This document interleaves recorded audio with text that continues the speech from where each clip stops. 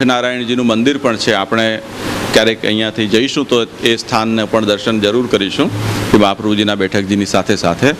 અને તે વખતે ભગવાનને શંખ પ્રાપ્ત થયો.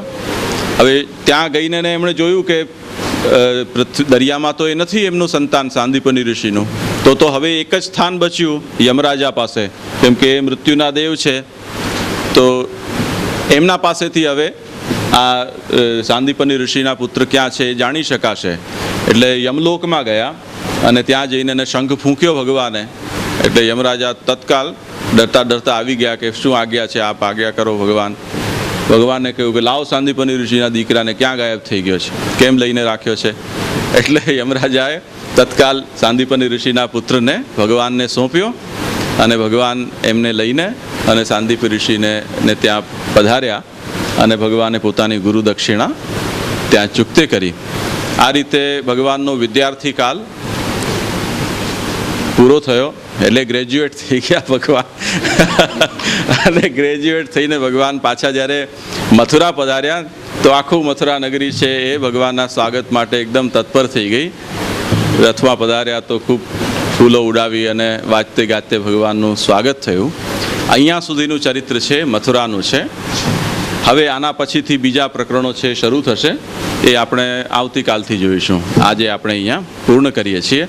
પણ આ જેટલું પણ ક્રોનોલોજીકલ ઓર્ડરમાં આપણે જે વસ્તુ જોઈ છે, આના પછી આ બન્યું, આના પછી આ બન્યું, આના પછી આ બન્યું, એ તમારે મને કાલે કહેવાનું છે. આપણે શરૂઆત કરી હતી, અક્રૂરજી ભગવાનને મથુરામાં પધરાવવા ગયા છે ત્યાંથી શરૂઆત કરી છે.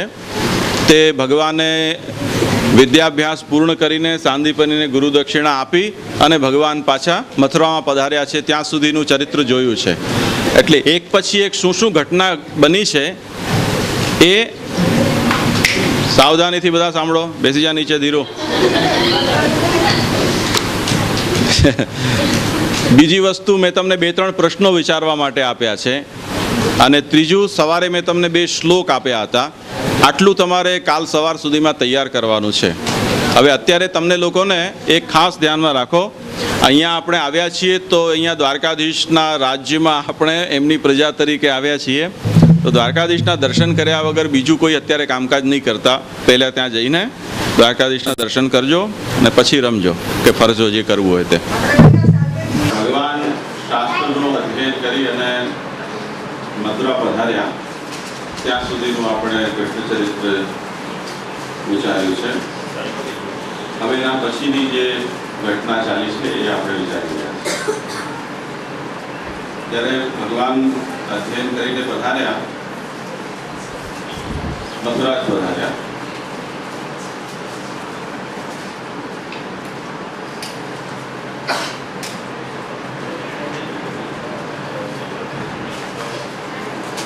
પાછળનો થોડો ફરક પડશે.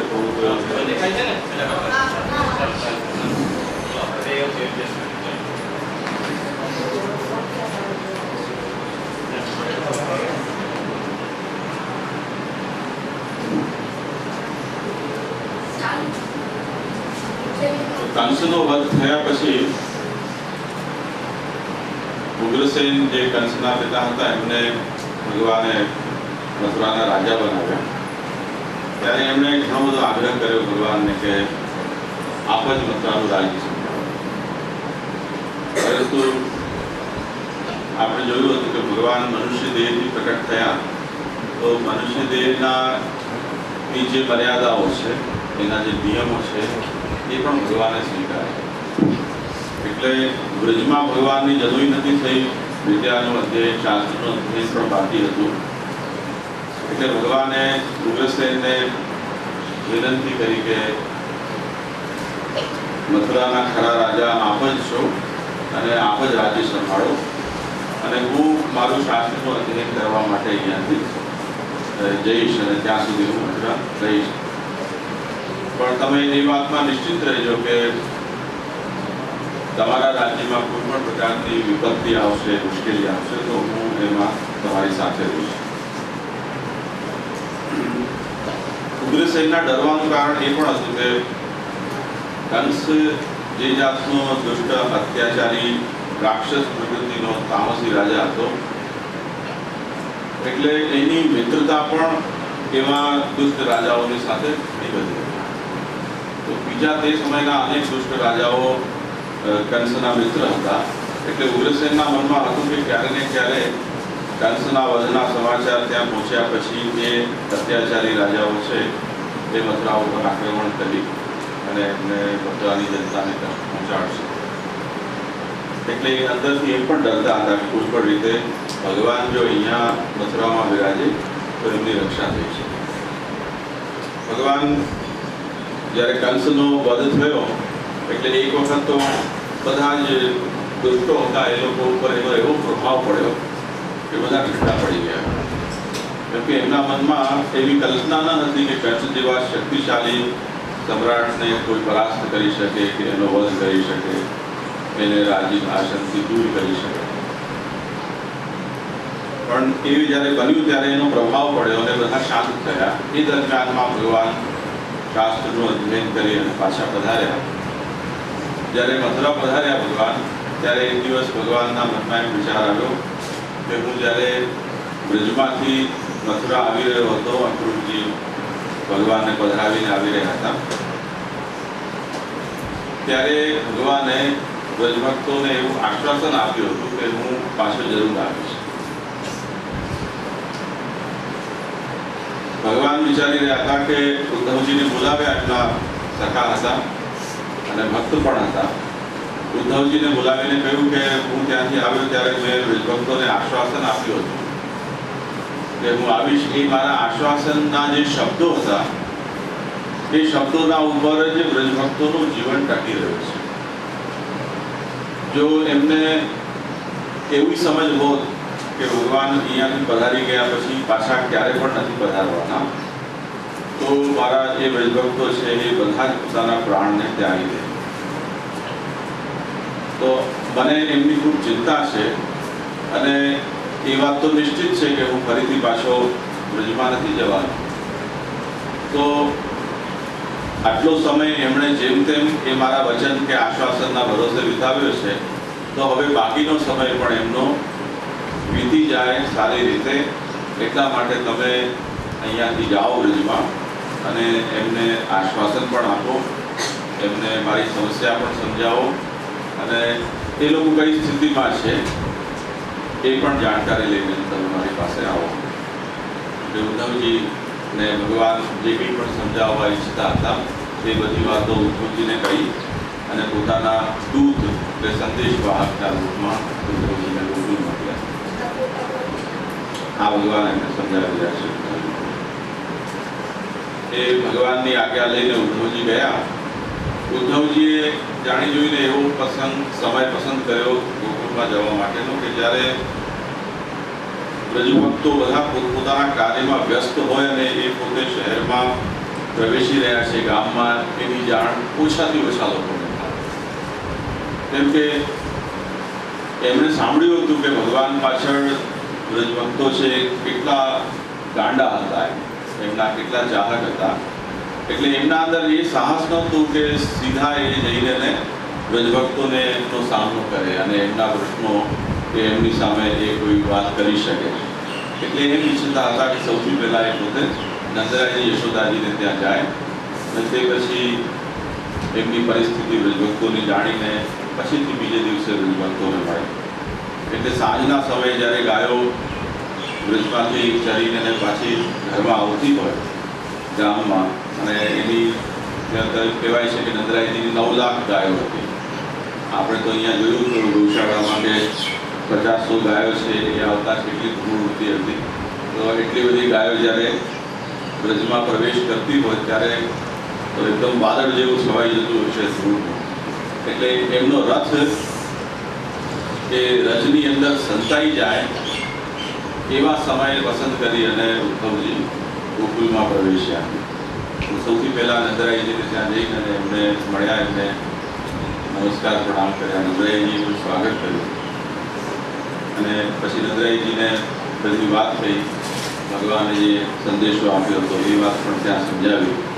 અને નંદરાયજી પણ એક ક્ષણ માટે ઉદ્ધવજી ભગવાનના દૂત તરીકે આવ્યા છે એ એમણે જાણ્યું તો જૂની બધી ભગવાનની યાદોમાં એ સરી ગયા અને પ્રભુ કેવી રીતે પધાર્યા અને ત્યાંથી કરી અને મથુરા પધાર્યા ત્યાં સુધીનું બધું જ ચરિત્ર નંદરાયજીએ મનમાં વિચારી રહ્યા હોય એમ એ વાગોળતા એમણે બધું જ ઉદ્ધવજીના સામે પ્રસ્તુત કર્યું. એટલે ઉદ્ધવજીને લાગ્યું કે આ લોકો એક ક્ષણ પણ ભગવાનને ભૂલ્યા નથી અને જો ભગવાન સંબંધી કોઈ એક વાત મૂકવામાં આવે તો પછી એ સામેવાળી વ્યક્તિને ભૂલવા જેવું કાંઈ રહેશે નહીં. એ લોકો જ ભગવાનની ચર્ચા કરવા લાગી જાય છે. એટલે ઉદ્ધવજીને પરિસ્થિતિનો ખ્યાલ આવી ગયો કે અત્યારે બ્રિજમાં જે છે એ લોકોની કેવી મનસ્થિતિ છે અને એમની સામે આપણે કેવી રીતે પ્રભુના સંદેશ છે એની રજૂઆત કરવી છે. તો ઉદ્ધવજી એ રીતે નંદરાયજી સાથે બેઠા અને એમને બધું કુશલ પ્રશ્ન કર્યા. બીજે દિવસે પછી સવારે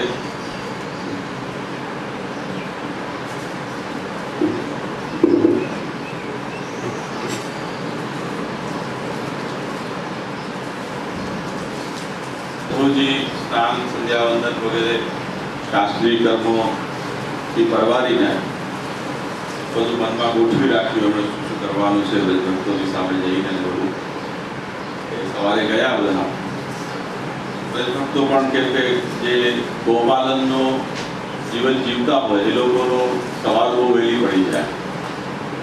3-4 વાગે તો લોકો ઉઠી પણ જાય અને 6-7 વાગ્યા સુધીમાં તો ઘરનું કાર્ય પૂર્ણ થઈ જાય અને ગાયોને ચરવા માટે જન્મદલમાં મોકલી આપે. એટલે 6-7 વાગે તો એ લોકો એકદમ ફ્રી થઈ જાય. તો એ રીતે બ્રજભક્તો બધા એકદમ નવરા થઈ ગયા હતા. ત્યારે ઉદ્ધવજી એમની પાસે ગયા અને ભગવાનનો એમને સંદેશો આપ્યો, એમના સમાચાર પણ પૂછ્યા. બ્રજભક્તો પણ ફરીથી ભગવાનની એટલી બધી યાદ કરીને બહુ એમને દુઃખ પણ થયું અને ઉદ્ધવજીને જોઈને એમને આનંદ પણ થયો. એક વખત તો બ્રજભક્તોને એવો વિચાર આવ્યો કે આ અક્રૂર જે ભગવાનને લઈ ગયો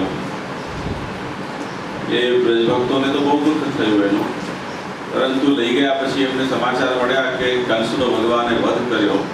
એટલે હવે ફરીથી પાછો કોઈક દુષ્ટ રાજાએ આ બીજા અક્રૂર જેવા કોઈને અમને લેવા માટે મોકલ્યા હશે, અમે બચી ગયા છીએ અહીંયા બ્રજમાં, તો અમને તકલીફ આપવા માટે મોકલ્યા હશે એવું વિચાર્યું. પણ મનમાં એમને એમ પણ સાંત્વન થઈ ગયું કે ભગવાનને લેવા માટે કંસે અક્રૂરને મોકલ્યા અને કંસનું જ અનિષ્ટ થયું.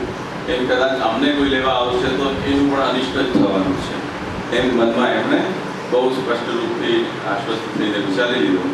તો પછી જ્યારે ઉદ્ધવજી નજીક આવ્યા અને એમની વેશભૂષા અને એમની જે જાતની હાવભાવ હતા એ જોતા એમને લાગ્યું કે આ તો કોઈ ભગવાનનો ચાહક કોઈ ભક્ત છે, કોઈ રાક્ષસ અસુર કે આ જાતના દુષ્ટ રાજાઓનો કોઈ માણસ નથી.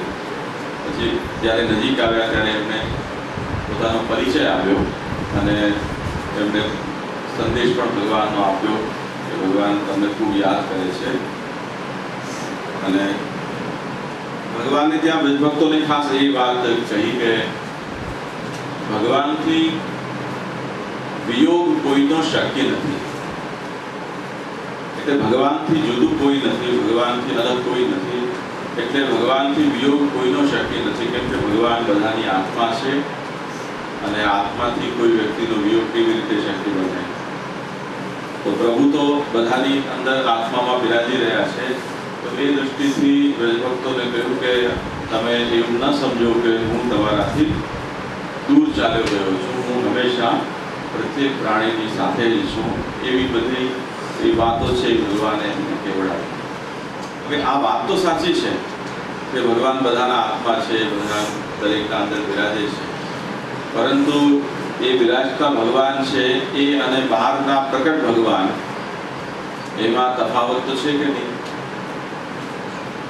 આપણે એમ કહીએ કે આપણા બધાના અંદર ભગવાન બિરાજે છે, વસ્તુ માત્રમાં ભગવાન છે એક એ ભગવાન, અને બીજા સાક્ષાત પ્રકટ થઈને આપણા સન્મુખ પધારે તો એમાં તો કોઈ જાતનો તફાવત છે કે નહીં?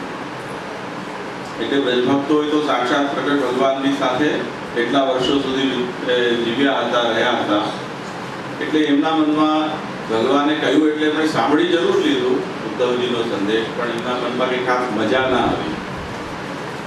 એટલે દયારામભાઈ એક પદ ગાયું છે એમાં એમ પોતે કહે છે કે પ્રકટ મળે સુખ થાય, ગિરિધર પ્રકટ મળે સુખ થાય.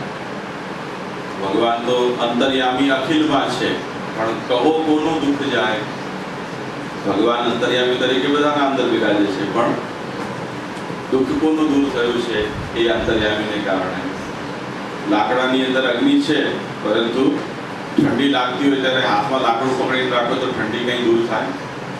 એને સળગાવીને તાપણું કરીને તાપીએ તો જ થાય ને દુઃખ. તો રજભક્તો પણ ઠીક છે, કહ્યું છે તો અમે સાંભળી લીધું, પણ એમને બહુ માઇન્ડ ન કર્યું ઉદ્ધવજી એ જે સંદેશ આપ્યો એને. અને એમણે સમજી ગયા કે હવે ભગવાન ગમે તે કારણસર એમના પાછા આવવાના કોઈ લક્ષણ દેખાતા નથી, એટલે પધારશે તો નહીં, હવે જે થશે તે હવે આપણે ભોગવી લઈશું એમ કરીને એમણે ભગવાનને કંઈક પરોક્ષમાં સંદેશા પણ મોકલ્યા. ભગવાન ઉપર થોડા કટાક્ષ પણ કર્યા કે તમે અમને છેતર્યા, આવું બધું. એમનો એવો અધિકાર હતો, ભગવાન પ્રત્યે એમનો એટલો સ્નેહ હતો, એટલે જેનો બહુ સ્નેહ હોય એની થોડી કડવી વાણી પણ આપણે સાંભળીએ તો એ સહન કરી શકાય. કોઈ અપરિચિત અજાણ્યો વ્યક્તિ આપણને કંઈક કહે તો આપણે સહન ન કરીએ, પણ જે આપણા ઉપર ખૂબ પ્રેમ રાખતો હોય, જે આપણા હિતનો વિચાર કરતો હોય નિરંતર, એના થોડા કડવા શબ્દો પણ આપણે સાંભળી શકતા હોઈએ છીએ. તો ઉદ્ધવજીને એ સંદેશો રજભક્તોએ પણ આપ્યો. ત્યાંથી પછી ઉદ્ધવજી પાછા મથુરા ભગવાન પાસે પધાર્યા અને મથુરાજીને ભગવાનને પોતે ગોકુલમાં શું કરી આવ્યા એની વાત કરી.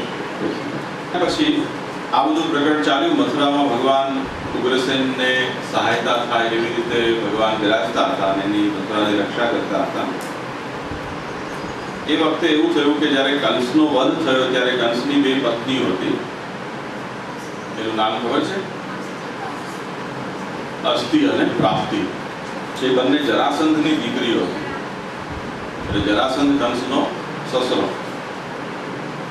જરાસંધ મગધનો રાજા હતો. મગધનો મતલબ અત્યારે જે બિહાર વગેરે પ્રદેશ છે એ મગધ કહેવાય છે. તો જરાસંધની એ કોઈક સમયમાં જરાસંધનું અને કંસનું યુદ્ધ થયું, ત્યારે જરાસંધને કંસે હરાવ્યો. જરાસંધ સ્વયં એટલો શક્તિશાળી હતો કે તે વખતે એના ટક્કરનો બીજો કોઈ રાજા નહીં હતો. પણ જ્યારે જરાસંધ કંસના હાથે હાર્યો ત્યારે એ કંસનો ફેન થઈ ગયો કે ચલો આ તો બહુ જોરદાર માણસ છે, એટલે એણે પોતાની બંને દીકરીઓ છે એ કંસને પરણાવી. હવે જ્યારે ભગવાને એનો વધ કર્યો ત્યારે તે સમયે એવી પરંપરા હતી કે પત્ની છે, સ્ત્રી છે, એ પોતાના પતિ પાછળ સતી થતી, એટલે એમની સાથે પડી મળતી. પરંતુ આ અસ્તિ અને પ્રાપ્તિ બંને હતી એ કેમ કે ત્યાં ભગવાન બિરાજતા હતા, એટલે આ એ કદમ ન લઈ શકી અને પોતાના પિતાના ઘરે પાછી ગઈ. ત્યાં જઈને એમણે બધા સમાચાર આપ્યા કે આ રીતે અમારા પતિ છે એમનો શ્રી કૃષ્ણે વધ કર્યો છે. એ સમાચાર મળતા જરાસંધ એકદમ ક્રોધમાં આવી ગયો અને એણે વિચાર્યું કે હું યાદવ માત્રનો સંહાર કરીશ, યાદવ કુલ આખું સાફ થઈ જાય. એને એવો સંકલ્પ કર્યો અને સંકલ્પ કરીને એણે પોતાની સેના એકઠી કરી. એમ કહેવાય છે કે 23 કે 24 અક્ષોહિણી સેના એણે લઈ અને પોતાના મિત્ર બીજા રાજાઓની સહાયતા લઈને એણે મથુરા ઉપર આક્રમણ કર્યું. અક્ષોહિણી સેના જે હોય છે એમાં એક અક્ષોહિણીની અંદર એવું કહેવાય છે કે 16,000 રથ હોય, 16,000 હાથીઓ હોય અને કંઈક 32,000 પગે ચાલનારા સૈનિકો હોય. એમ એક અક્ષોહિણી સેનામાં એટલી સંખ્યા હોય.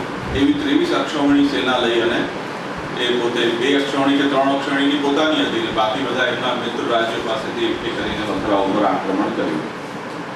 અને જ્યારે એ ત્યાં પહોંચ્યો તો હજી તો આંખે તો દેખાય નહીં એટલી દૂર સેના હતી, પણ એ લોકોના આવવાથી ધૂળ એટલી ઉડતી હતી કે આખું પ્રકાશ, સૂર્યનો પ્રકાશ છે એ ઢંકાઈ જાય અને અંધારું છવાઈ જાય દિવસમાં, એવી સ્થિતિ આવી ગઈ.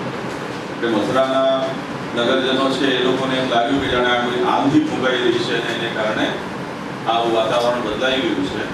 પણ ભગવાન છે એ સંકેત પામી ગયા અને ભગવાનને લાગ્યું કે આ મથુરા ઉપર હવે બહુ મોટું સંકટ આવવા જઈ રહ્યું છે અને એ સંકટનું મૂળ કારણ શું છે. મથુરાવાસીઓ તો કદાચ બિચારા કોઈ કંસના વધમાં રાજી બધા થયા હતા, તાળીઓ બધાએ પાડી હતી, પરંતુ એમનો કોઈ પ્રત્યક્ષ રીતે કંસનો વધ કરવામાં હાથ ન હતો.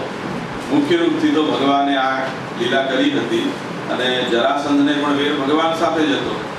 એટલે ભગવાને એમ વિચાર્યું કે હું શા માટે બિચારા ઉગ્રસેન અને યાદવ જે બિચારા કંસથી આટલા પીડિત હતા એમને તકલીફ આપું.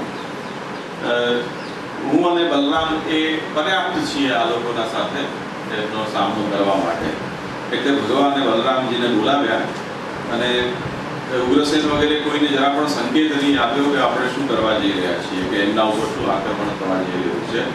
બલરામજીને બોલાવ્યા અને ભગવાને પોતાના દિવ્ય શક્તિથી દિવ્ય રથ અને પોતાના આયુધ કે રથ છે એ બંને ભગવાન પાસે પ્રત્યક્ષ ઉપસ્થિત થયા અને ભગવાન બલરામજીની સાથે રથમાં બેસી અને યુદ્ધભૂમિ ઉપર એમણે જરાસંધ છે એનો પડકાર સ્વીકાર્યો અને પોતાનો જે પાંચજન્ય શંખ હતો એ ફૂંક્યો ત્યાં જોરથી અને એનો એટલો પ્રચંડ અવાજ થયો કે એ અવાજ માત્રથી જરાસંધ અને એમની જે સૈનિકો હતા એમને એ સમજી ગયા કે હવે આમાં આપણો કોઈ ચાન્સ નથી બચવાનો. એ અવાજ માત્રથી એમના મનમાં એવો વિશ્વાસ બેસી ગયો કે આમાં આપણી હાર નિશ્ચિત છે. એના પછી બહુ ઘમાસાન યુદ્ધ થયું. ભગવાને પણ ખૂબ દિવ્ય શસ્ત્રોનો પ્રયોગ કરી અને જરાસંધની સેનાને ધ્વસ્ત કરી. બલરામજીએ પણ પોતાનું એમનું પ્રિય આયુધ શું હતું? એમનું શસ્ત્ર હલ.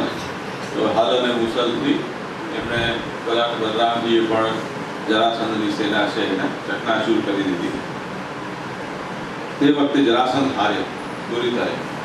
ભગવાન અને બલરામજી બંને જણાએ ભેગા થઈ અને જરાસંધને પરાસ્ત કર્યો. જરાસંધને રથ તોડી અને જ્યારે એકદમ જમીન ઉપર લાવી દીધો ત્યારે બલરામજીએ જઈને એને પકડ્યો અને એમ ઈચ્છતા હતા કે આને કેદી બનાવી દઈને આપણે મથુરામાં લઈ જઈશું અને ઉગ્રસેનના પગ પાસે બેસાડીને એને પીઠ ઠોકાવશું. ભગવાને કહ્યું કે બલરામજી, જો જેમ કંસની વાત મેં તમને કહી હતી કે ભગવાન પ્રકટ થતાની સાથે જ કંસનો વધ કરી શક્યા હોત, પણ ન કર્યો કેમ કે લીડર હતો એ ડાકુઓ, ગુંડાઓનો, બદમાશોનો, અને એ જ્યાં સુધી હોય ત્યાં સુધી બીજા પણ એની સાથે આવે તો એક સાથે બધાનું કામ તમામ થાય. એમ ભગવાને એમ કહ્યું કે જરાસંધને અત્યારે મારવો નથી, કેમ કે જરાસંધને મારી દઈશું તો એ આખા દેશમાં ખૂણે ખાંચરે જે દુષ્ટો ફેલાયેલા છે એમને આપણે ત્યાં જઈને એને મારવા પડશે. એના કરતાં જરાસંધને છોડી દો, કેમ કે એના મનમાં એની દીકરીઓ છે એ વિધવા થઈ છે, એનું બહુ દુઃખ છે અને એ દુઃખનું કારણ આપણે છીએ. એટલે એના મનમાં જે આપણા પ્રત્યે પ્રતિશોધ છે, વેરની ભાવના છે, એને લઈને ફરીથી પાછો સેના એકઠી કરીને આવશે. એટલે આપણે સરળતાથી દુષ્ટોનો સંહાર કરી શકીશું અને આ પૃથ્વી ઉપર પાપીઓ છે એમને ઓછા કરી શકીશું. એટલે એને તમે જવા દો.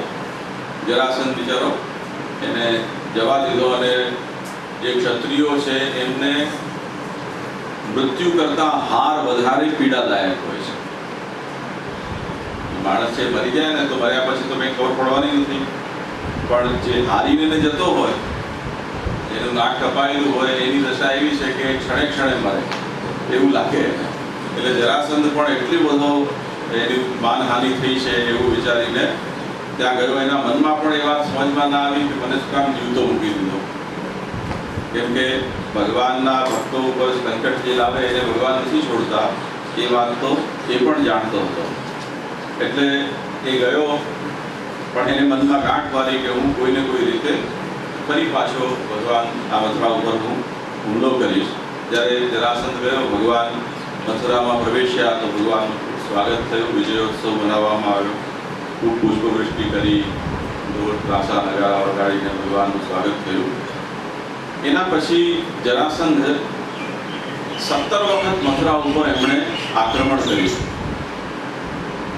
કેટલી વખત? 17 ટાઈમ્સ. ફરીથી એ હારતો, ફરી પાછા બધા સૈનિકોને એકઠો કરતો, રાજાઓને ભેગો કરતો, શસ્ત્રો લાવતો, પરચો હુમલો કરતો. એમ 17 વખત. પણ ભગવાને યુદ્ધમાં આ પહેલી વખત જ ભાગ લીધો હતો. એના પછી ભગવાને યુદ્ધમાં ભાગ ન લીધો અને યાદવો જેટલા શક્તિ સંપન્ન હતા અને એટલો એમને આત્મવિશ્વાસ પણ આવી ગયો હતો કે ભગવાનના વિના પણ એ લોકો જરાસંધના હુમલાને એ પાછો કરી શકતા હતા. એટલે 17 વખત જરાસંધને મારી હટાવ્યો કોઈ પણ રીતે. એના પછી સ્થિતિ કંઈ બદલી. એક કાલયવન નામનો રાજા હતો, બહુ દુષ્ટ. યવનનો તાત્પર્ય તે વખતે જે પશ્ચિમ પ્રદેશમાંથી, એટલે અફઘાનિસ્તાન, ઈરાન કે એ પ્રદેશમાંથી જે રાજાઓ આક્રમણકર્તાઓ આવતા એમને ખાસ કરીને યવન તરીકે ઓળખાતા. તો કાલયવન છે એ પણ ખૂબ શક્તિશાળી તે વખતનો કોઈ રાજા હતો. અને એને એમ હતું કે મેં એવું સાંભળ્યું છે કે ભગવાનના રૂપમાં ત્યાં કોઈ કૃષ્ણ કરીને છોકરો ત્યાં છે અને એટલો શક્તિશાળી છે કે એને કોઈ હરાવી નથી શકતું. તો જોઈએ તો ખરા એમાં કેટલી શક્તિ છે. એમ ભગવાનની શક્તિને ટેસ્ટ કરવા માટે એ આવ્યો. એટલે જેનામાં થોડી શક્તિ હોય તો પોતાના સમાન જેનું બલ હોય એની સાથે એને યુદ્ધ કરવાની કે સામનો કરવાની ઈચ્છા થાય. પોતાથી જે લલ્લુપંજુ ટટુજીયા હોય એમની સાથે એને મજા ના આવે. તો જરા કાલયવન પણ ત્યાં આવવાનું એણે નક્કી કર્યું. આ એવો પ્રસંગ હતો કે જ્યારે બે તરફથી જરાસંધે પણ 18મી વખત હુમલો કરવાનું વિચાર્યું અને તે વખતે કાલયવન પણ આવી રહ્યો હતો. એ કાલયવન છે એ મથુરા પાસે પહોંચ્યો અને તે વખતે ભગવાનને સમાચાર મળ્યા કે જરાસંધ પણ 18મી વખત અહીંયા આવી રહ્યો છે. હવે પરિસ્થિતિ એવી થાય કે યા તો કૃષ્ણ અને બલરામને વહેંચાઈ જવું પડે બે જગ્યાએ. અને આ વખતે જરાસંધ છે એણે ઓર વધારે શક્તિ એકઠી કરી હતી, ઘણો વધારે સૈન્ય બળ એકઠું કર્યું હતું. જો બેમાંથી કોઈ એક ફ્રન્ટમાં બંને ભાઈ ચાલ્યા જાય તો યાદવોને યુદ્ધમાં સામનો કરવો પડે અને એમને તકલીફ પહોંચી શકે. એટલે ભગવાને આ વખતે વિચાર્યું કે આ કાયમની ઝંઝટ જે છે એનાથી આપણે આપણા જે આશ્રિત યાદવો છે એને આપણે કોઈ રીતે બચાવવા છે. અને સાથે સાથે કાલયવન છે એ બહુ દુષ્ટ છે. એટલે એ એવો આસુરી જીવ છે કે એને ભગવાન પોતે મારવાનું પણ પસંદ નથી કરતા. કોઈ વ્યવસ્થિત માણસ હોય તો ભગવાન એનો વધ કરે તો એનો ઉદ્ધાર થઈ જાય, પણ કાલયવનનો ઉદ્ધાર કરવાની પણ ભગવાનની ઈચ્છા ન હતી. ન જરાસંધને ભગવાન પોતે એનો વધ કરવા ઈચ્છતા હતા, કેમ કે ભગવાનના હાથથી વધ થાય તો એની મુક્તિ થાય. ભગવાન નતા ઈચ્છતા કે આ બેમાંથી કોઈની પણ મુક્તિ થાય. એટલે ભગવાન કે હવે આનો આ કાંટો કેમ કાઢવો, આ બંનેને કેવી રીતે અહીંયાથી દૂર કરવા. એટલે ભગવાને વિચાર્યું કે હવે આપણે એક જરાસંધથી દૂર, જ્યાં જરાસંધ પોતે સહજતાથી ન પહોંચી શકે એવા જગ્યાએ આપણે નગરીનું નિર્માણ કરીએ. એટલે ભગવાને પોતાના જે અનુચર વિશ્વકર્માને આદેશ કર્યો અને આ દ્વારકા ક્ષેત્રમાં ભગવાને પોતાની રાજધાની અને યાદવોના વસવા માટે નગરી તૈયાર કરી, જે દ્વારિકાપુરી તરીકે પ્રસિદ્ધ થઈ. અને ભગવાને પોતાની યોગ શક્તિથી મથુરાથી યાદવોને બધાને ઘર પરિવાર પશુ સહિત એમને મથુરાથી દ્વારકા એમને શિફ્ટ કર્યા. એનર્જાઇઝ એમ આવે છે ને, સ્ટાર ટ્રેક કોઈ વખતે જોયું હોય તમે, એક ગ્રહમાંથી બીજા ગ્રહમાં એનું સ્થાનાંતરણ થઈ જાય એવી રીતે ત્યાંથી મથુરાથી એમને બધાને મથુરાવાસીઓને દ્વારકા ભગવાને શિફ્ટ કર્યા.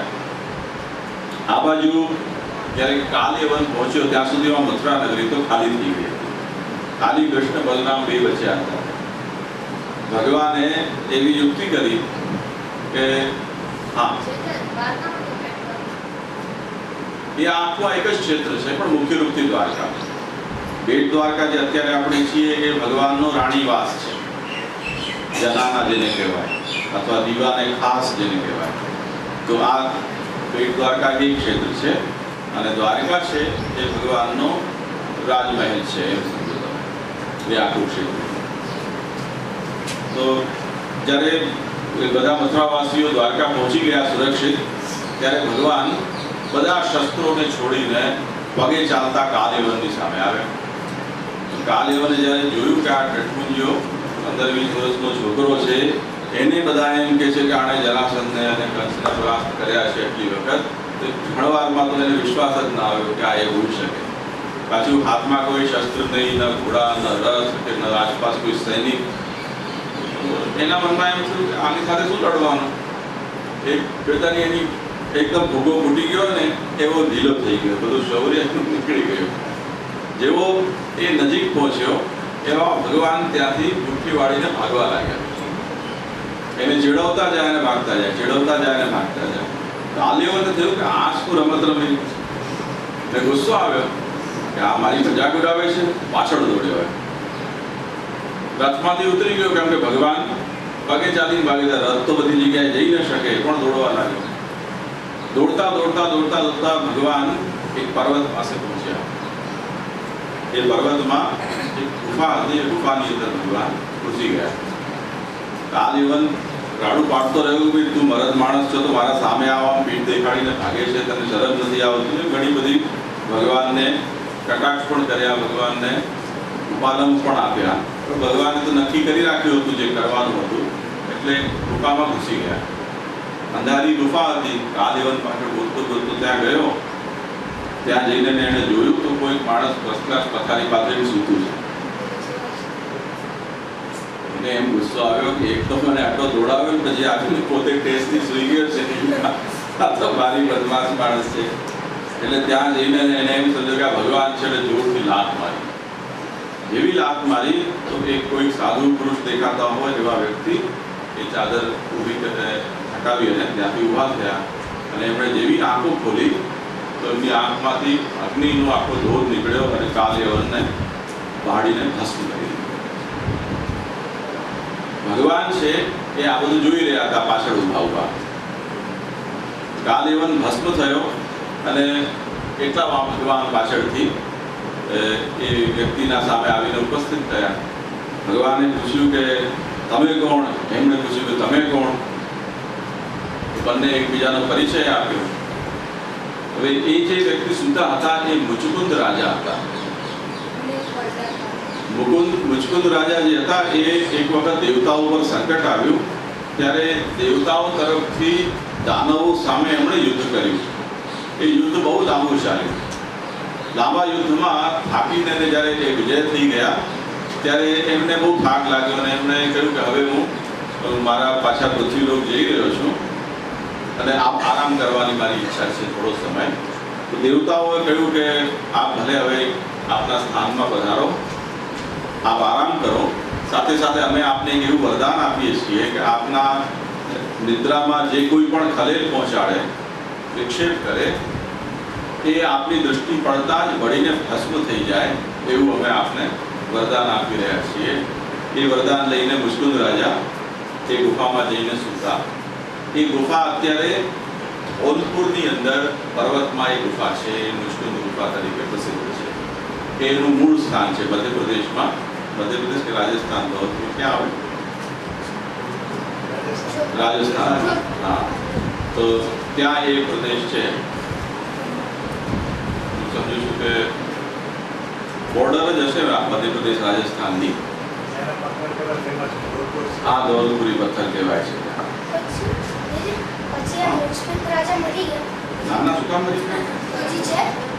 એ તો હવે હું તપાસ કરીને પછી કહીશ તને.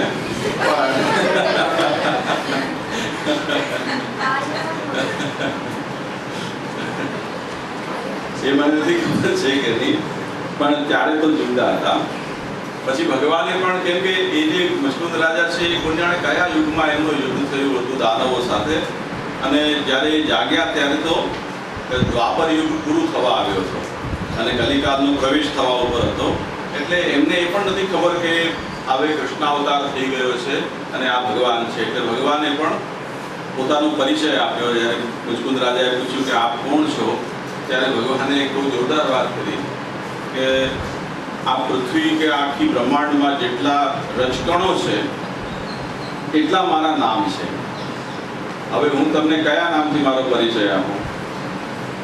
એટલે મુચુકુંદ રાજાનું બેજું ખાલી થઈ ગયું કે આ શું વાત આવી ગઈ. પણ એ બહુ વિદ્વાન હતા. એ સમજી ગયા કે આ તો કોઈ દૈવી પુરુષ છે અને ક્ષણવારમાં એમને વિશ્વાસ થઈ ગયો કે આ તો સાક્ષાત પરબ્રહ્મ છે, ભગવાન છે. એટલે એમણે પણ ભગવાનને પ્રણામ કર્યા અને ભગવાને કહ્યું કે દેવતાઓની વાણી મિથ્યા ન થવી જોઈએ. એટલે એમણે જે આપને વરદાન આપ્યું હતું કે જેના ઉપર આપની દૃષ્ટિ પડશે, જે આપને જગાવશે, ભસ્મ થઈ જશે, એને ચરિતાર્થ કેમ કરવું? બીજું કે તમારી નીંદર છે એ એટલી લાંબી ચાલે એ પણ તમારા હિતમાં નથી. આરામ તો તમારો પૂરો થઈ ગયો, તમારી ઈચ્છાથી તો તમે ઉઠવાના ન હતા, એટલે તમને જગાડનાર પણ કોઈ તો જોઈએ ને. એટલે મેં આ ચરિત્ર કર્યું. એટલે જુઓ, એક જ કર્મ છે. આપણે સવારે જે વિષય ચાલ્યો હતો એના સંદર્ભમાં હું તમને કહી રહ્યો છું કે એક કર્મ છે. કાલેવરનું મુચકુંદ રાજાને લાત મારવું, એમનું જાગવું, એનાથી એક સાથે કેટલા બધા કાર્યો સંપન્ન થયા. મુચકુંદ રાજાને ભગવાનના દર્શન થયા, કાલેવરનો સંહાર થયો, દેવતાઓની વાણી સત્ય થઈ.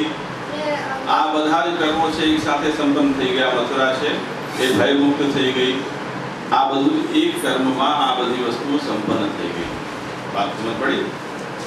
તે પછી ભગવાન ત્યાંથી પાછા પધાર્યા મથુરા, જ્યાં જરાસંધની સેના આવી ચૂકી હતી. કાલેવનની સેના હજી ત્યાં ઊભી હતી. એટલે બલદેવજી છે એ કાલેવન સાથે યુદ્ધ કરવામાં વ્યસ્ત હતા. એ યુદ્ધ પૂરું થયું તે વખતે જે થોડા ઘણા ત્યાં સૈનિકો બચ્યા હતા યાદવોના, એ સૈનિકોને એમને આદેશ આપ્યો કે અહીંયા જેટલી પણ આ લોકોનો શસ્ત્ર સરંજામ અને સંપત્તિ છે એ બધી તમે એકઠી કરી લો અને હવે આપણે અહીંયાથી આ મથુરા છોડીને જવું છે. એટલે ત્યાં બધી શસ્ત્ર સંપત્તિઓ એકઠી કરી અને જરાસંધના આવતા પહેલા ભગવાન ત્યાંથી ભાગી જવાનું નક્કી કર્યું. એટલે ભગવાન ભાગ્યા. જરાસંધે જોયું કે આ તો ભાગી રહ્યા છે, આટલી માન મહેનતે 18મી વખત આપણે અહીંયા યુદ્ધ કરવા આવીએ અને શત્રુ ભાગતો દેખાય તો, અને એ પણ નગરી ખાલી હોય તો યુદ્ધમાં આક્રમણ કરવાની મજા શું. એટલે જરાસંધે જોયું ભગવાનને, એમણે લલકાર્યા કોઈ પણ રીતે, ખૂબ મુશ્કેલ્યા, પરંતુ ભગવાન એ કોઈ રિસ્પોન્સ ના આવ્યો. ભાગતા રહ્યા. જરાસંધ પણ પાછળ દોડ્યો. ત્યાં જતા ભગવાન ફરી પાછા એક પર્વત ઉપર ચડી ગયા. એ પર્વતનું નામ ખબર છે? પ્રવર્ષણ નામનો પર્વત હતો. એ પ્રવર્ષણ પર્વત એટલો બધો ઊંચો હતો કે એના ઉપર નિરંતર વર્ષા થતી રહેતી. થતા મતલબ આઈસ કેપ થઈ જાય ને એના ઉપર બરફ જામી જાય, એટલી ઠંડક એને. હવે એ પર્વતના જે દેવતા હતા એ કે આ મારું શરદીથી માથું ભરાઈ ગયું છે, વર્ષોથી મારા ઉપર પાણી પડે છે, મને કોઈ થોડું શેક આપે તો સારું. એમ એમને મનમાં ઈચ્છા થયા કરતી. આપણે પણ સતત પાણીની નીચે નાહતા રહીએ તો માથું આપણું ડૂબી જાય ને, પછી આપણને એમ થાય કે પંખો બંધ કરી થોડી વાર તડકામાં જઈએ. એમ પ્રવર્ષણ પર્વતના મનમાં એમ થતું હતું કે મને કોઈ થોડી ગરમી આપે તો સારું. એટલે ભગવાન કંઈક ચાલ હવે તને પણ થોડી ગરમી અપાવી દઈએ. તો ભગવાન પર્વત ઉપર બલરામ સાથે ચડી ગયા. હવે પર્વતની એવી સ્થિતિ હતી કે એમાંથી સરળતાથી ભાગી શકાય એવો કોઈ રસ્તો જ નહીં. ચડતા ચડી ગયા ભગવાન. જરાસંધને એમ થયું કે આટલે ઉપર સુધી પર્વતારોહણ કરવું અને પછી ત્યાં જઈને એમના સાથે યુદ્ધ કરવું, એના કરતાં પર્વતને જ આપણે આખો ફૂંકી મારીએ, સળગાવી મારીએ તો કેવું સારું, શોર્ટકટ. એટલે એણે ચારે બાજુથી પર્વતના અંદર જે જંગલ હતું એમાં આગ લગાવી. આગ લગાવી એટલે પ્રવર્ષણ જે છે એમનો મનોરથ પૂર્ણ થયો. ચાલતો આપણને શેક મળ્યો અને ભગવાન છે એ પર્વતના બીજી તરફથી જરાસંધ જોઈ ન શકે એમ કૂદકો મારી અને ત્યાંથી પધારી ગયા. પ્રવર્ષણ પર્વતને પોતાના ચરણથી કૃતાર્થ કર્યો અને સીધા ભગવાન આવ્યા દ્વારકા. જરાસંધ એ ભરોસે રહ્યો કે હવે તો કૃષ્ણ બલરામ છે આ ઋતુ ઉપર નથી રહ્યા, એ ભણીને ત્યાં ખાક થઈ ગયા હશે. એક આશ્વાસન લઈ અને જરાસંધ ત્યાંથી પાછું પોતાના રાજધાની મગધ ચાલ્યો ગયો અને ભગવાન છે અહીંયા દ્વારકા પધાર્યા. આ જરાસંધ દૈત્ય મોહન ચરિત્રાય નમઃ એમ શ્રી મહાપ્રભુજી આ ચરિત્રનું નામ આપે છે કે દૈત્ય જે જરાસંધ હતો એને ભગવાને લલ્લુ બનાવ્યો. મોહન ચરિત્રાય નમઃ એટલે એને મૂર્ખ બનાવ્યો. એવા ભગવાન છે એમને મારા નમન થાવ. તો અહીંયા સુધી આ જરાસંધના અને મથુરાથી ભગવાન ત્યાં પધાર્યા એનું પ્રકરણ છે. એના પછી ભગવાન દ્વારકામાં શાંતિથી નિવાસ કરતા.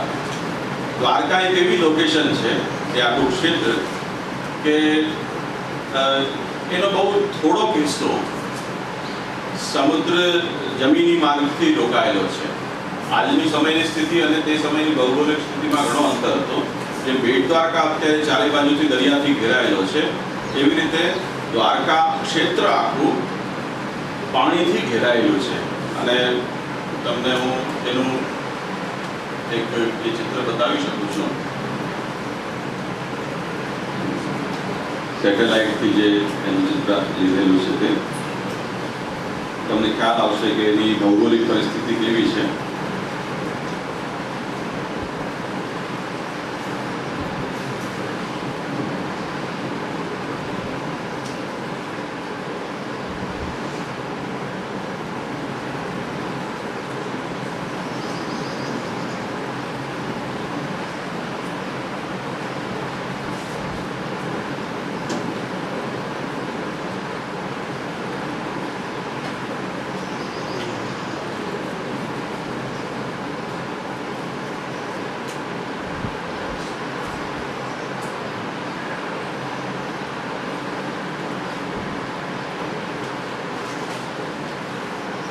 આ તમે જુઓ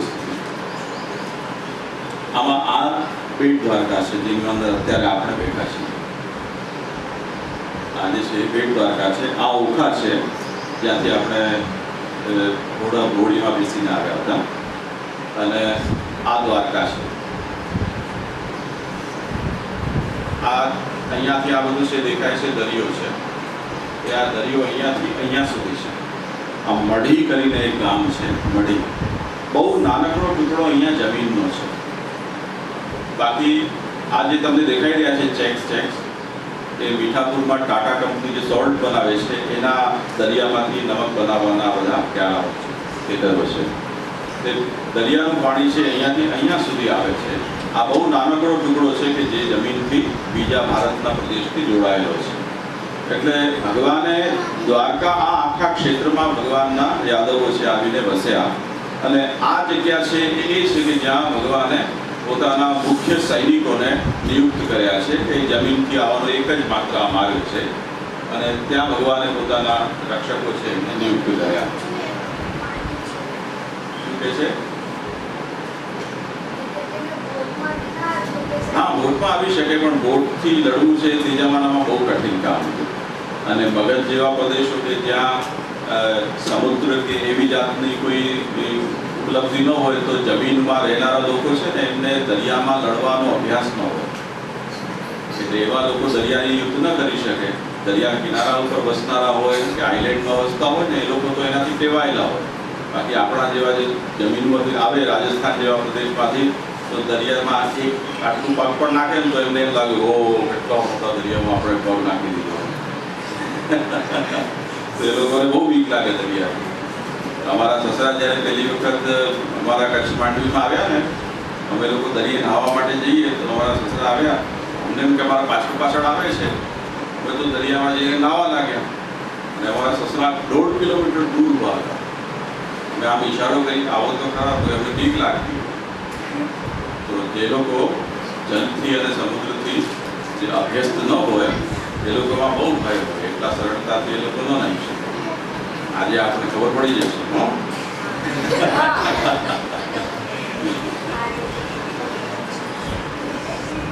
તમે થોડું ઓર જુઓ આનું ભૌગોલિક ચિત્ર તમને બહુ મજા આવશે.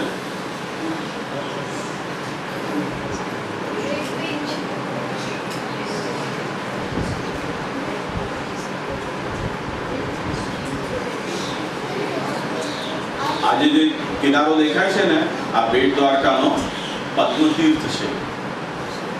પદ્મતીર્થ કહેવાય છે આ બીચ અને અહીંયા ફૂલ અંકિત થયેલા હોય એવી જાતના સમુદ્રી છીપ અને એવા પથ્થરો પ્રાપ્ત થાય છે કે જેના ઉપર પદ્મ કે કમલનું ચિત્ર હોય એટલે આનું નામ પદ્મતીર્થ છે.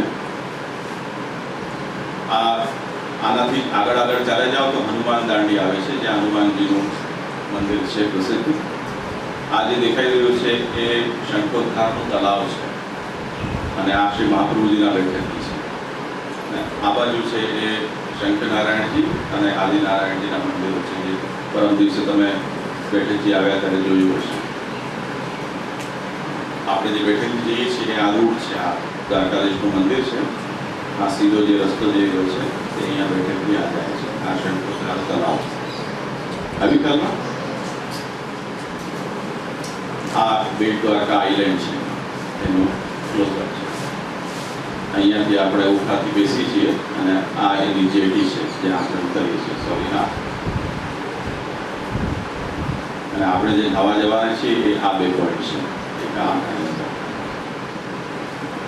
આવી કાલમાં આ કઈ જગ્યાએ છે ખબર છે? આ દ્વારકા જ્યાં ભગવાનનું મંદિર છે અત્યારે ભગવાને જ્યાં પોતે પોતાનું રાજભવન બનાવ્યું આ દ્વારકાધીશનું મંદિર છે. અહીંયા ગોમતીજીનો કિનારો છે અને શ્રી મહાપ્રભુજીના બેઠકજી છે.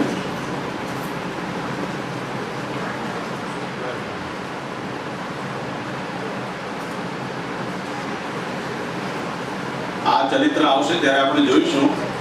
આ જે ક્ષેત્ર છે એ પોરબંદરથી રાણાવાવ જે તરફ જઈએ આપણે જુનાગઢ તરફ ત્યાં જાંબવાનની ગુફા છે જ્યાં ભગવાનનો જાંબવાન સાથે યુદ્ધ થયું અને ત્યાંથી સ્યમંતક મણિ ભગવાનને પ્રાપ્ત થયો અને જાંબવાનના પુત્રી જાંબવંતીજી એમની સાથે ભગવાનના વિવાહ થયા. હે કઈ જગ્યાએ? એ મને નથી ખબર. મને તો અહીંયાની ખબર છે, અમે જોઈને આવ્યા છીએ. જામવાન તો નહીં હતા પણ ગુફા જરૂર છે.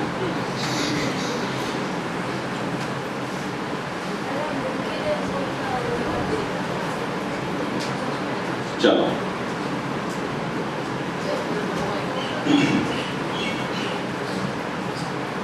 તો હવે આપણે અહીંયા દ્વારકામાં આવીને ભગવાન વસ્યા અને બધું જીવન બહુ સ્થિર થઈ ગયું કેમ કે જેટલા મોટા મોટા શત્રુઓ હતા એનાથી દૂર ભગવાન થઈ ગયા.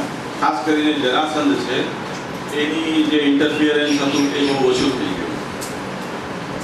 એવામાં બલદેવજીએ એક વખત ભગવાનને એમ સંકેત કર્યો કે બલદેવજીના લગ્ન થઈ ગયા હતા રેવતીજીની સાથે.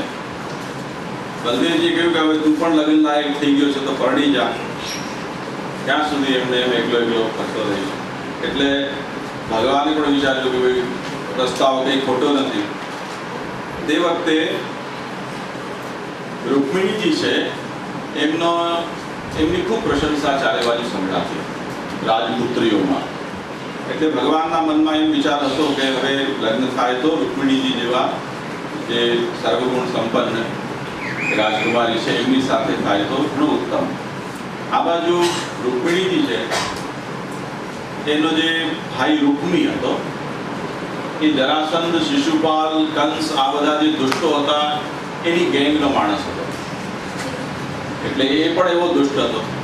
એના મનમાં એમ હતું કે રૂકમિણીજીના વિવાહ શિશુપાલની સાથે થાય.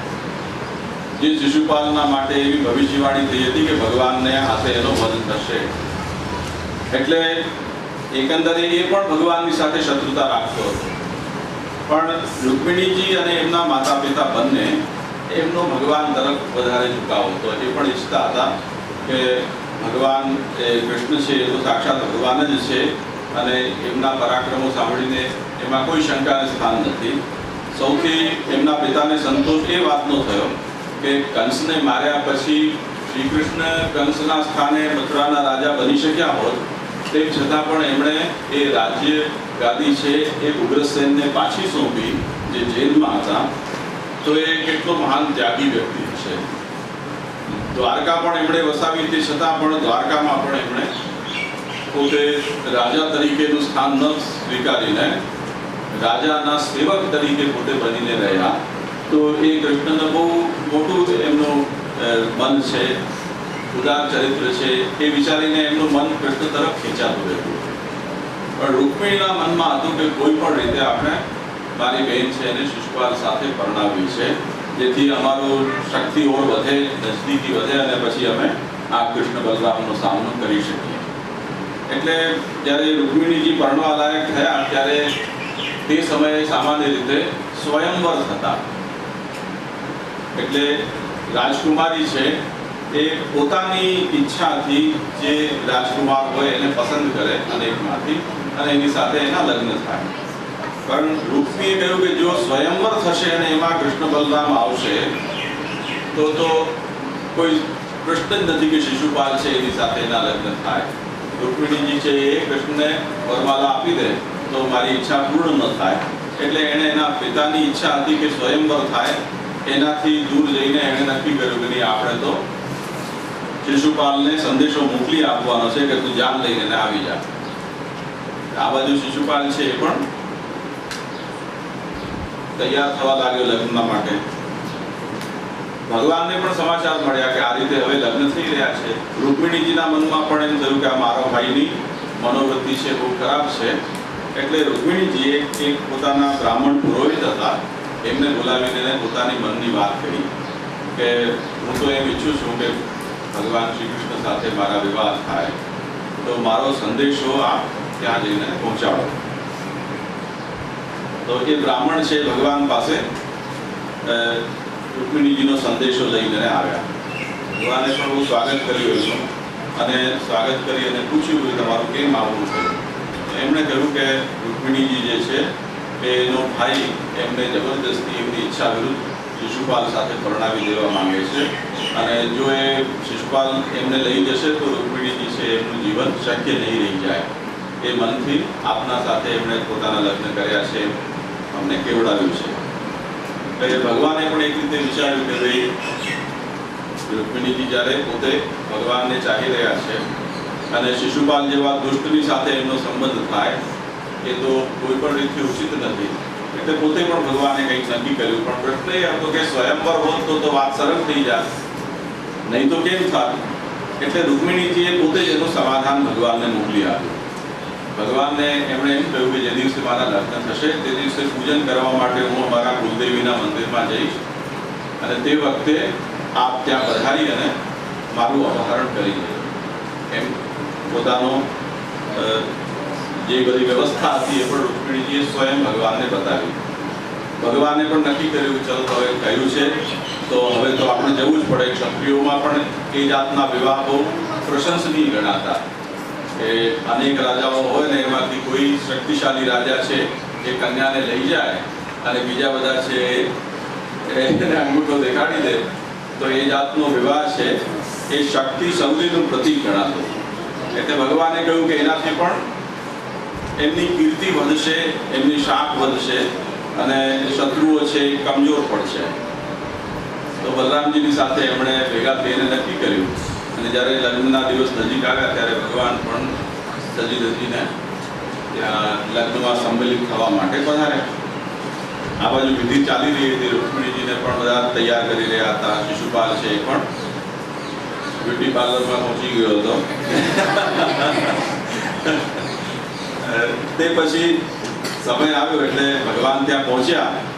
ભગવાન પહોંચ્યા એ વાત ખબર પડી એટલે જેટલા પણ એમના મળતાવડા હતા, જરાસંઘ છે, શિશુપાલ છે, રૂકમી સ્વયં પણ, એ લોકો બધા કહે કે હવે કંઈ ગોઠવણી શક્યતા છે કે કૃષ્ણ બલરામ આવી ગયા છે એટલે કંઈક તોફાન થશે એવી આશંકાથી એ લોકોએ બધી યુદ્ધની તૈયારી રાખી હતી.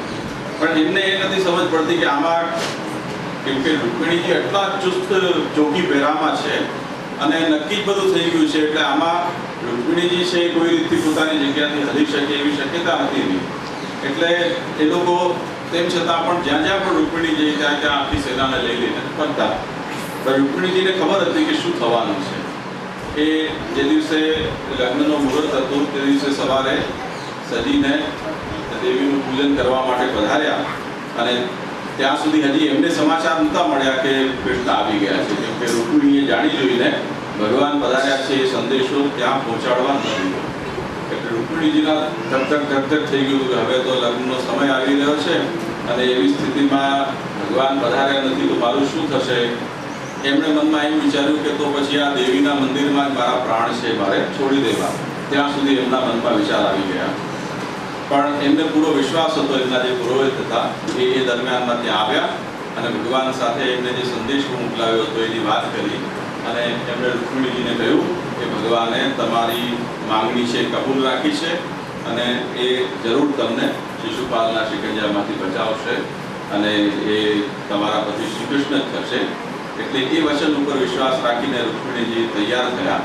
તૈયાર થઈને એને એ દેવીનું પૂજન કરવા માટે જ્યારે જઈ રહ્યા હતા દેવી પાસેથી એમણે એ પ્રાર્થના કરી કે ભગવાન દ્વારા પતિ બને એવા આશીર્વાદ આપો. તે પછી રૂકમિણીજી જેવા મંદિરમાંથી બહાર આવ્યા અને ત્યાં જઈ રહ્યા હતા ત્યારે બધા લોકો રૂક્મિણીજીને જોવામાં તત્પર હતા, જે બધા રાજાઓ હતા, અને એમની દૃષ્ટિ છે એ જેવી રૂક્મિણીજીને તરફ ગઈ એ જ ક્ષણોમાં ભગવાન અચાનક જ રથથી પ્રગટ થયા અને રૂક્મિણીજીને ઉપાડીને રથમાંથી લઈને ત્યાંથી ભાગ્યા. હવે જે ભાગ્યા એ બધું એટલું અચાનક બન્યું કે રાજાઓના હોશ હવાસ હતા નહીં તે વખતે. બહુ દૂર ભગવાન નીકળી ગયા ત્યારે એમને કંઈક સુધબુધ જાગી કે આ તો બધું પતી ગયું અહીંયા. એટલે કે હવે ચલો ભાગો ભાગો, પકડો પકડો, કોઈ રીતે રોકો એમને. રૂકમી પર એકદમ ગાંડા ગેલો થઈ ગયો કે મારી બહેનને ઉપાડી ગયો, બેનને ઉપાડી ગયો. બધા લોકો શસ્ત્ર સેના લઈને ભગવાન પાછળ દોડ્યા. બહુ જબરજસ્ત યુદ્ધ થયું ત્યાં. ભગવાન પણ રૂક્મિણીજીની સાથે રથમાં બિરાજતા બિરાજતા યુદ્ધ કર્યું અને જેટલી પણ સેના હતી એ બધાને ત્યાં પરાસ્ત કરી. આ બાજુ અમને બલદેવજીને પણ સમાચાર મળી ગયા હતા, એટલે એ લોકો પણ ત્યાં પહોંચી ગયા અને રૂક્મિણીજી તો પધારી ગયા ત્યાંથી. તે પછી વિધિસર લગ્ન ભગવાનના જે જગ્યાએ થયા રૂક્મિણીજી સાથે, એ અહીંયાથી પોરબંદરથી આગળ જતાં માધવપુર કરીને એક ગામ આવે છે. ત્યાં માધવપુરમાં રૂક્મિણીજી સાથે શાસ્ત્રીય વિધિથી ભગવાનના વિવાહ થયા. અને એ રૂક્મિણી વિવાહ આજે પણ માધવપુર ગામમાં બહુ સમારોહપૂર્વક મનાવવામાં આવે છે. ત્યાં માધવરાયજીનું મંદિર છે, ત્યાંથી જાન એટલે આખો વરઘોડો છે નીકળે અને શ્રી મહાપ્રભુજીના જે બેઠકજી છે એની બાજુમાં એ લગ્નનો ચોતરો છે, ત્યાં એ જાન આવે અને ત્યાં શાસ્ત્રીય વિધિથી ભગવાન અને રૂક્મિણીજીના લગ્ન સંપન્ન થાય. એમાં એક કન્યા પક્ષ ગામના લોકો બને, એક વર પક્ષ હોય, અને એ રીતે બહુ એક દર્શનીય મેળો છે આખો.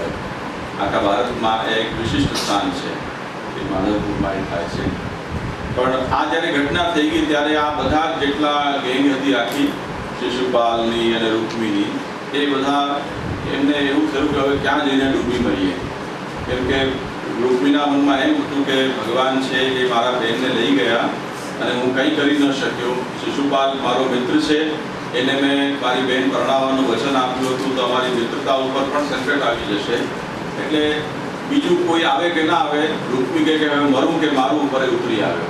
એટલે એ તો ભગવાન પાછળ ભાગ્યો જ ભાગ્યો. જતા હતા એણે ભગવાનને ધલકાર્યા અને ભગવાન પણ તે વખતે થોડા ક્ષત્રિયના મૂળમાં હતા. એટલે ભગવાન કહે કે તો હવે જરા આનો પણ સામનો કરી લઈએ. એટલે ભગવાનથી અટક્યા અને રૂક્મી સાથે યુદ્ધ થયું. એનું રથ તોડી દીધું, એના ઘોડા મારી નાખ્યા, સારથીને મારી નાખ્યો ભગવાને, એના ધનુષ તોડી નાખ્યા, છત્ર ધજા તોડી નાખી. એકદમ નિહત્થો જ્યારે રૂક્મી થઈ ગયો ત્યારે છેલ્લે રથ ઉપરથી કૂદીને દ્વંદ્વ યુદ્ધ માટે તૈયાર થયો. ભગવાન એને ખતમ કરવા જ જતા હતા. રૂક્મિણીજીએ ભગવાનના પગ પકડી કહ્યું, ભાઈ મારો ભાઈ છે, આપનો સાડો છે. સારી દુનિયા એક ઓર, અમારા સાલા એક ઓર, તો હવે આપણા શાળાને બક્ષી દો. એટલે ભગવાને એનો વધ ન કર્યો, એને બાંધી અને એને ટકો મૂંડો ટાઉન નિશાળે જામની દાઢી મૂં છે ને અડધો ટકો કરીને એને ત્યાંથી તગડી મૂક્યો. તે પછી રૂક્મી પાછો પોતાના રાજ્યમાં ન ગયો. એને એટલું પોતાનું અપમાન લાગ્યું કે એણે પોતાનું એક અલગ નગર વસાવ્યું. એને ભોજકટ કહેવાય છે. ભોજકટ નામની એણે નગરી વસાવી. કેટલાક લોકો એવું કહે છે કે અત્યારે જે ગુજરાતનું ભરૂચ છે એ રૂક્મી દ્વારા વસાવેલું ભોજકટ ગામ છે, શહેર છે. તો એ ભોજકટમાં જઈને વસ્યો. જૂના સમયમાં એવું થતું કે ક્ષત્રિયો જ્યારે યુદ્ધ કરતા અને હારી જતા તો પછી એમને એમ લાગતું કે હવે અમે અમારું મોઢું કયું લઈને જઈએ અમારા ગામમાં. એટલે એ લોકો ક્યાં ને ક્યાં ચાલ્યા જતા. પછી એમનો કોઈ અતો પતો જ લાગતો નહીં કે ગયા ક્યાં. તો એવા ઘણા બધા ક્ષત્રિયો ક્યાંક આદિવાસીઓના જંગલોમાં જઈને વસી જતા કે કોઈ બીજા પ્રદેશમાં જઈને વસી જતા. તમને ખ્યાલ હશે કે હમણાં થોડા સમય પહેલા રશિયામાં એક વિષ્ણુની મૂર્તિ પ્રાપ્ત થઈ. રશિયાની કોઈ બહુ પ્રસિદ્ધ નદી છે, એ નદીમાંથી નદીના કિનારા ઉપરથી વિષ્ણુની પ્રતિમા પ્રાપ્ત થઈ છે, મૂર્તિ હતી. તો આવું કેવી રીતે શક્ય બન્યું? રશિયા તો કેટલું બધું છેટું છે અહીંયાથી લગભગ એમ સમજો કે 4 થી 5,000 કિલોમીટર દૂર એ સ્થાન આવેલું છે કે જ્યાંથી વિષ્ણુની પ્રતિમા પ્રાપ્ત થઈ છે. આવી જ કોઈક સ્થિતિ છે કે જ્યારે ક્ષત્રિય રાજાઓ હારી જતા અને પછી પોતાના પ્રદેશમાં ન આવી શકતા, એમને શરમ આવતી, તો દૂરના દૂર જ્યાં પણ એમને અનુકૂળ માહોલ મળતો ત્યાં જઈને બસી જતા. પછી એમની પહેચાન છે એ આખી નષ્ટ થઈ જતી, નવી પહેચાન ત્યાં એ લોકો પોતાની બનાવી દેતા. તો આવું ઘણું થયા કર્યું છે. તમને ખબર હશે કે કંબોડિયા વગેરે જે દેશો છે ત્યાં પણ આજની તારીખમાં અનેક આપણા બ્રહ્મદેશમાં અને ત્યાં હિન્દુ મંદિરો છે, શિવાલય છે, વિષ્ણુના મંદિરો છે. એ પ્રદેશોની અંદર પણ રામાયણ અને મહાભારત ત્યાંના લોકોત્સવ તરીકે મનાવવામાં આવે છે. અહીંયા જેમ રાસલીલા થાય છે એમ ત્યાં એ લોકો પણ રામાયણ મહાભારત છે એમની પ્રાદેશિક પરંપરામાં છે. તો આટલે દૂર સુધી આ બધું કેમ પહોંચ્યું? આવી જ કોઈ પ્રક્રિયા હશે કે જેનાથી આ જે ધર્મ છે કે વિચારો છે દૂર દૂર સુધી પહોંચતા ગયા. ત્યારે રૂક્મિણીજીને ભગવાને રૂક્મીને છોડ્યો અને તે પછી માધવપુરમાં વિધિસર રૂક્મિણીજીના વિવાહ થયા. એટલે શું મહાપ્રભુજી ત્રિવિધિના નામાવલીમાં કહે છે, રૂક્મિણી ગાંધર્વ વિવાહાય નમઃ, રૂક્મિણી પ્રાણપતય નમઃ. એવા રૂક્મિણીજીના પ્રાણપતિ ભગવાન શ્રી કૃષ્ણને મારા નમન ભાવ. તો આ રીતે આપણે કૃષ્ણ ચરિત્રના કેટલાક પક્ષો છે આપણે જોયા. આજે હવે આપણે અહીંયા વિરામ કરીએ અને ભગવાનના રમણ દ્વીપના અંદર થોડું આપણે રમણ કરીએ.